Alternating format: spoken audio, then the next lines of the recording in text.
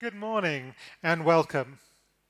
It's a great privilege to be speaking here at the Singapore FinTech Festival. I'm Saqib Shaikh, software engineer at Microsoft. And as you might imagine, with a title like that, I'm a bit of a techie. But for me, yes, I enjoy coding and I love my gadgets.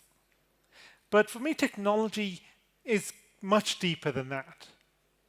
Because technology is something that can truly create an equal world, something that can level the playing field.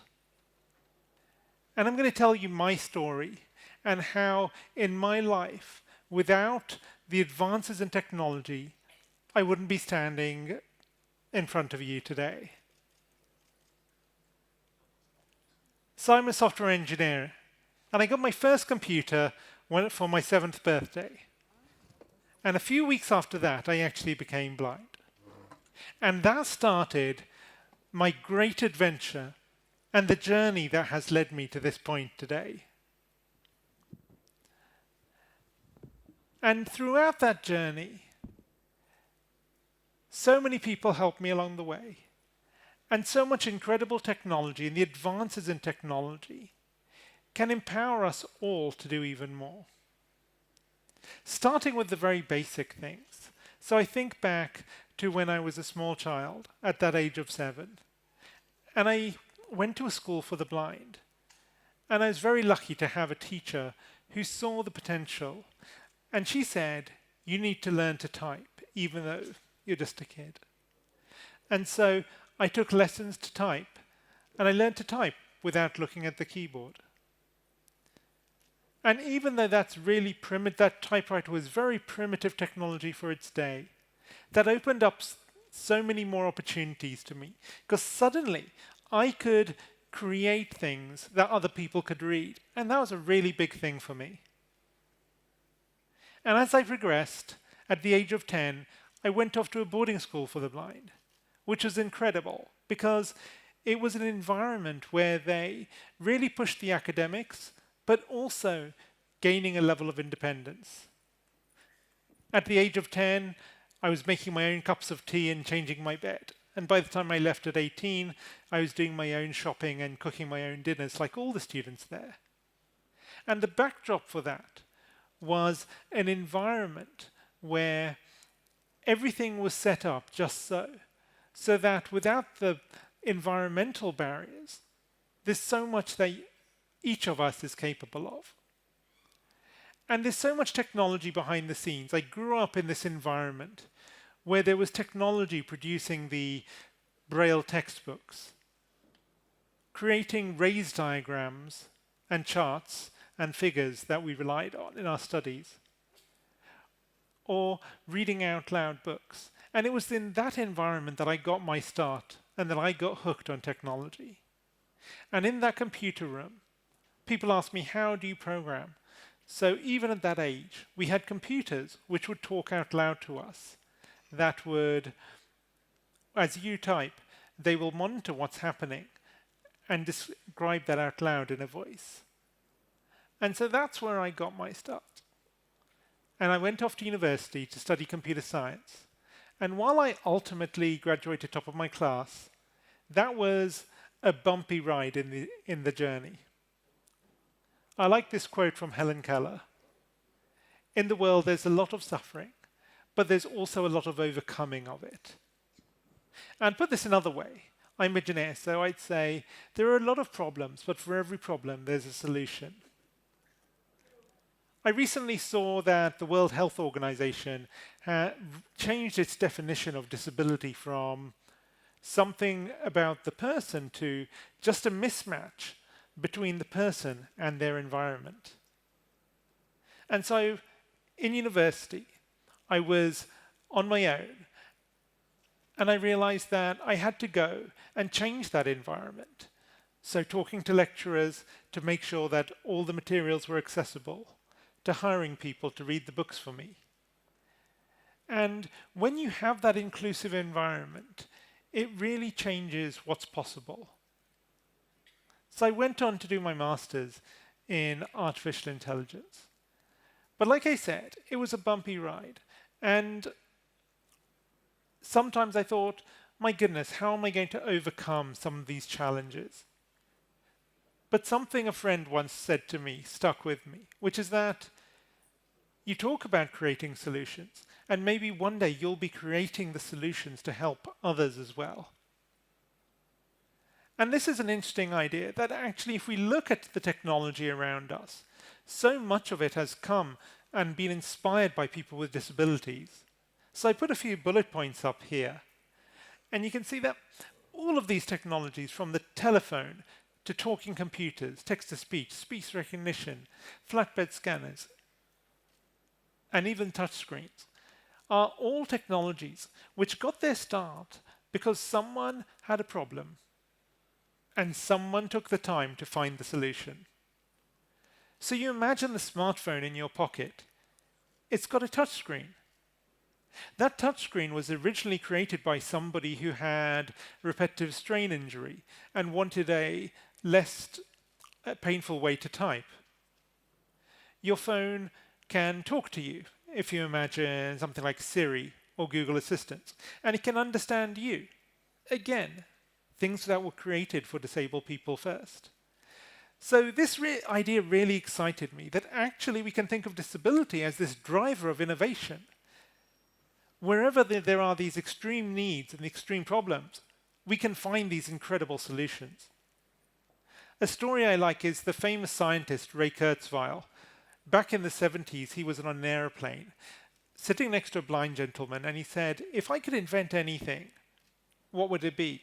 And the blind man said, "I wish I could read." And a few years later, we saw the Kurzweil reading machine, which was this giant contraption, the size of a washing machine, costing many thousands of dollars. But you could put a book inside it, and it would read it out loud. But the creation of that reading machine is the lineage of text-to-speech, flatbed scanners, and optical character recognition that we have today. And in my career, I joined Microsoft 13 years ago. And for much of my career, I focused on mainstream technologies to prove myself in the mainstream, working on the search engine, on the Cortana Assistant, and many exciting projects. But a few years ago, I thought, I want to take this emerging field of artificial intelligence and my passion for empowering people with disabilities to do even more, and put these things together. And so at one of our company-wide hackathons, I got together a team to see how can we combine artificial intelligence to empower someone with a disability. And after quite some time and many iterations and many late nights inventing, we came up with the Seeing AI app, which is out there being used by many users and has helped complete over 10 million tasks. Let's take a look at what that's like. Seeing AI is a Microsoft research project for people with visual impairments. The app narrates the world around you by turning the visual world into an audible experience. Point your phone's camera, select a channel, and hear a description. The app recognizes saved friends. Jenny near top right, 3 feet away. Describes the people around you, including their emotions. 28-year-old female wearing glasses looking happy. It reads text out loud as it comes into view, like on an envelope. Kim Lawrence, P.O. Box. Or a room entrance. Conference 2005. Or scan and read documents like books and letters. The app will guide you and recognize the text with its formatting. Top and left edge is not visible. Hold steady. Lease agreement. This agreement When paying with cash, the app identifies currency bills. $20 US. When looking for something in your pantry or at the store, use the barcode scanner with audio cues to help you find what you want. Campbell's tomato soup. When available, hear additional product details. Heated microwave bowl on height. And even hear descriptions of images in other apps like Twitter by importing them into Seeing AI. A close-up of Bill Gates. Finally, explore our experimental features like scene descriptions to get a glimpse of the future. I think it's a young girl throwing a frisbee in the park. Experience the world around you with the Seeing AI app from Microsoft.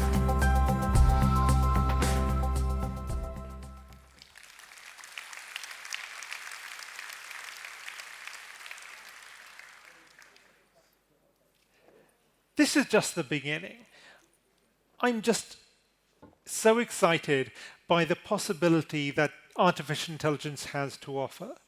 Because at its key, artificial intelligence are systems which can observe and learn the patterns and then describe things as we saw in those images. We show it images of currencies, and now it is able to describe the currency in front of me, or read text, or recognize my friends. I'm really excited to think one day we're all going to be walking around with wearables, with these personal assistants that will take the best of humans and the best of artificial intelligence and bring these together to make an even more stronger combination. I think, for me, I want that little friend sitting on my shoulder, telling me what's around me. For someone with challenges hearing or in a loud environment, it might be transcribing the text in real time. And for someone in a foreign country who doesn't speak the language, you might have that translator, which is translating the text in real time. So this is just the beginning. Some of these technologies are there today, but they're going to get better and better, faster and faster. So I'm excited to see where this goes, and I'd like to show you a few projects from my colleagues at Microsoft.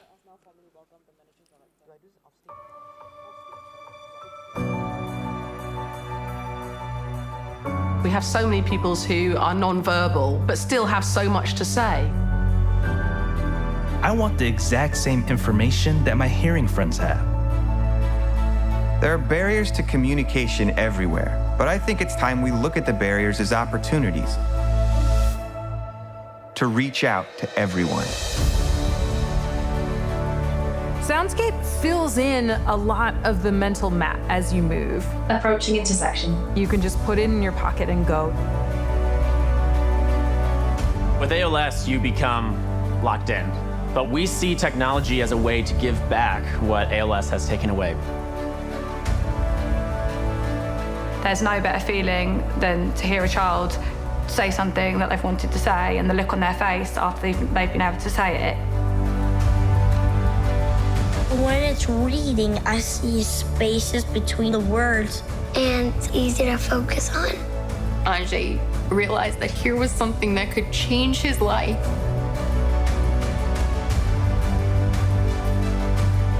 Now that I have my phone, I can see exactly what was said, and that's been a huge help to me. The system is learning as it goes, and the accuracy has improved tremendously. Students can pick any language that they choose to receive the information.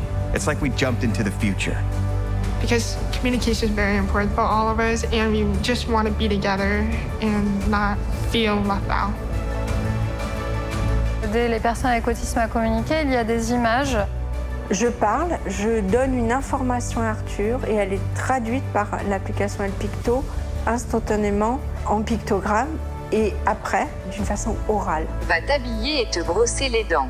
On va pouvoir remettre en place une communication qui est plus spontanée. Je crois que ça aide à recréer du lien.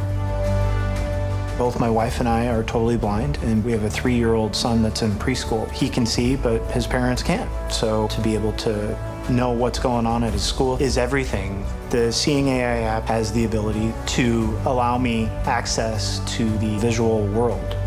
Artificial intelligence is beginning to have an impact on the lives of people with disabilities, but it's only going to grow. There is still so much out there to be done.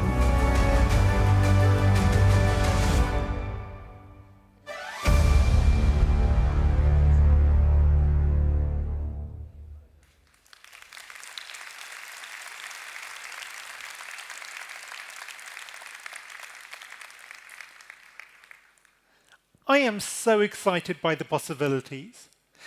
The potential for technology to truly impact our lives, to improve our lives for the better, is enormous. I can't wait to see in the years to come, as artificial intelligence gets better and better, what are the possibilities? I can't wait to see what all of us together come up with. Thank you.